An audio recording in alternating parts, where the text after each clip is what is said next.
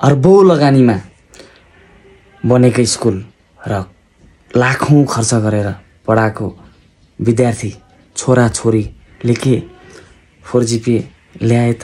मेरो मुन्नु, मेरो बाबु कहाँ काम गर्नुहुन्न नि? अब कहाँ मेरो छोरीलाई मेरो छोरालाई कहाँ काम गराउँछु? अब पढ्ने मात्रै काम हुने उनीहरूको त, अरू केही गर्नै हुँदैन। काम गऱ्यो भने त कहाँ पढ्नै सक्दैन, पढाइ बिग्रिहाल्छ नि भने बाबुआमाहरू छक्क परे त।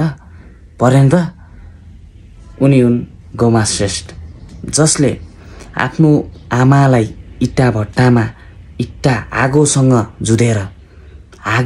जुधेर इट्टा भट्टामा काम गर्दै एसएलसीमा 4 GPA ल्याउन सफल भइन्। आश्चर्य लागेन?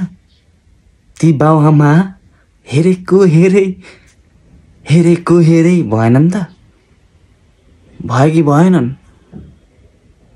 स्कुलमा त्यत्रो लगानी, लाखौं लगानी हालेर पढाएको, त्यस्तो राम्रो मास्टर माइन्ड दिमाग दिएको बुवाआमाको लगानी खेर गएन? हेर बिजोक।